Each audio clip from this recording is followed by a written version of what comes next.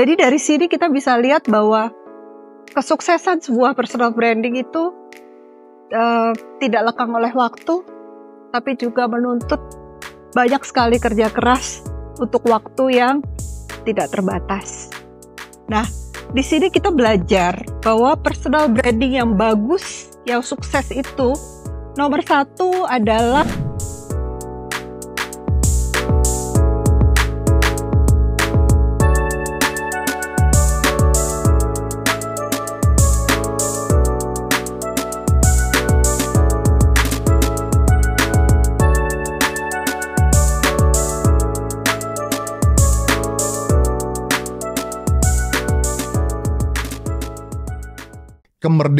kemerdekaan nih adalah hak segala bangsa, dan ini undang-undang dasar kita.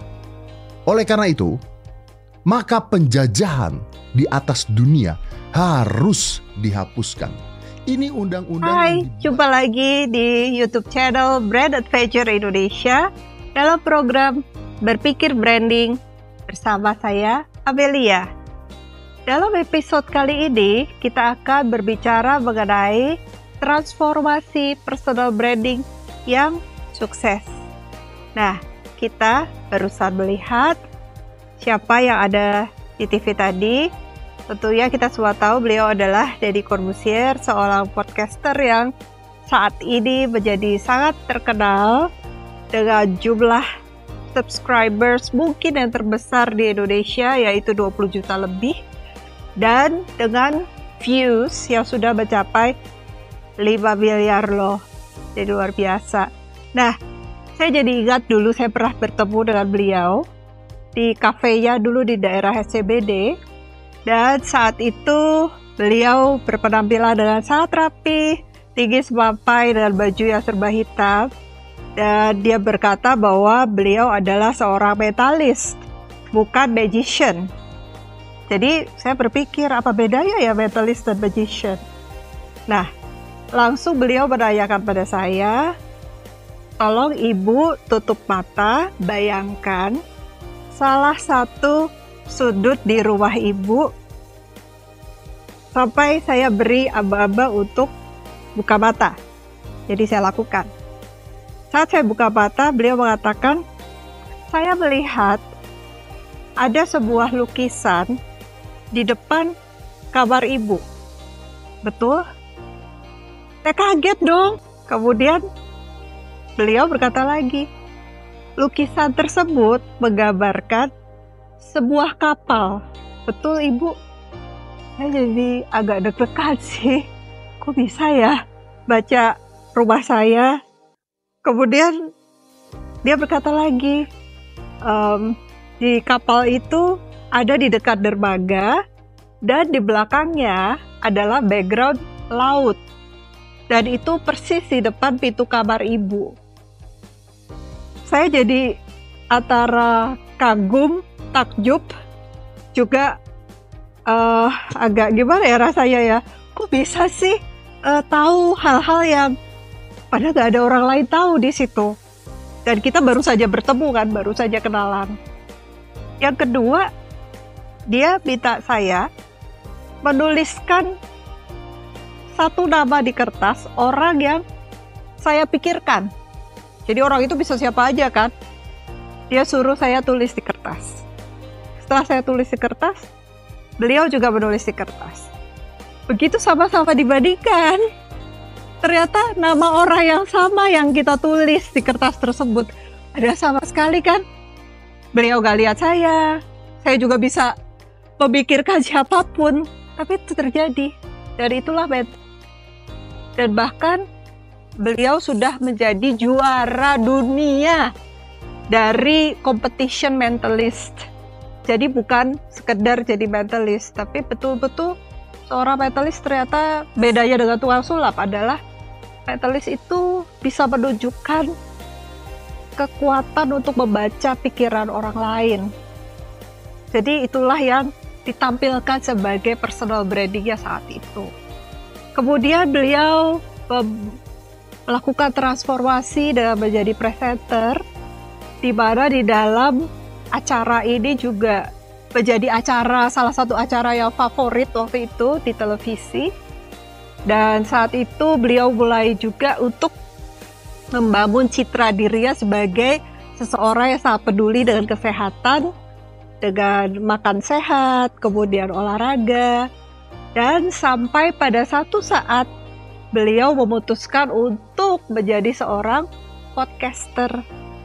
Waktu itu profesi podcaster belum seperti sekarang. Jadi istilahnya waktu itu belum ada yang berani untuk betul-betul terjun menjadi podcaster 100%. Tapi itu beliau lakukan untuk melanjutkan transformasi dari personal branding-nya. Dan ternyata dengan segala upaya untuk sekolah lagi, kemudian riset yang sangat bagus, kemudian memilih topik-topik yang sedang tren atau sedang viral, mengundang narasumber yang bukan main-main ya, jadi narasumber yang diundang betul-betul yang sedang menjadi pembicaraan, yang sedang perlu ditolong, atau yang sedang ingin menyampaikan sebuah concern di tengah kehidupan sosial. Dan kemudian itu menjadi topik yang menjadi pembicaraan podcaster-podcaster lain juga. Nah, di sini kita melihat betapa beliau juga sudah menyiapkan succession planning ke anak-anaknya, yaitu Aska dan Nada. Dan kemudian beliau juga melakukan collab dengan podcaster muda yang berbakat seperti Aurel Val misalnya, atau Onat yang kita kenal, dan menunjukkan bahwa beliau concern dengan mereka.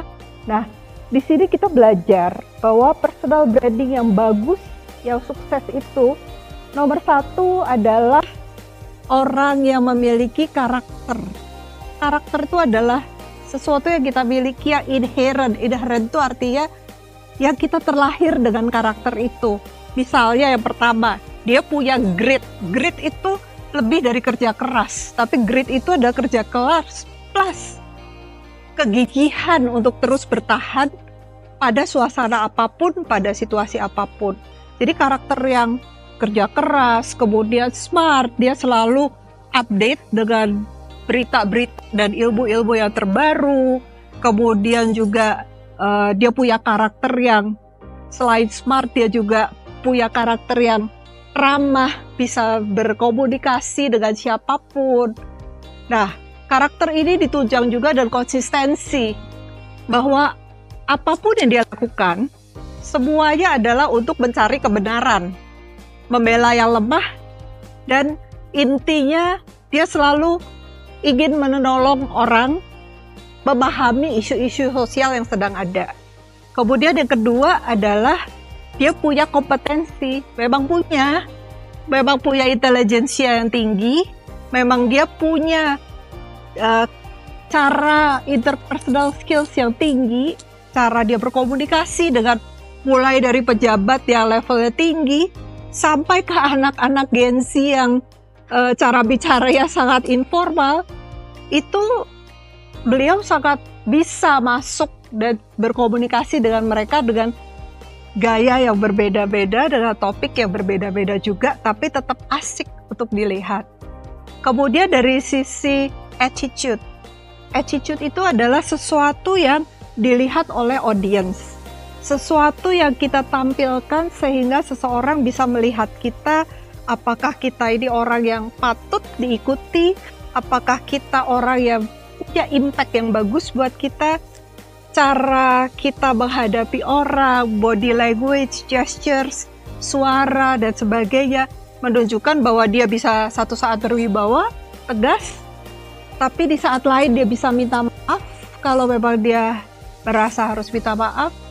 Jadi dari sini kita bisa lihat bahwa kesuksesan sebuah personal branding itu tidak lekang oleh waktu, tapi juga menuntut banyak sekali kerja keras untuk waktu yang tidak terbatas.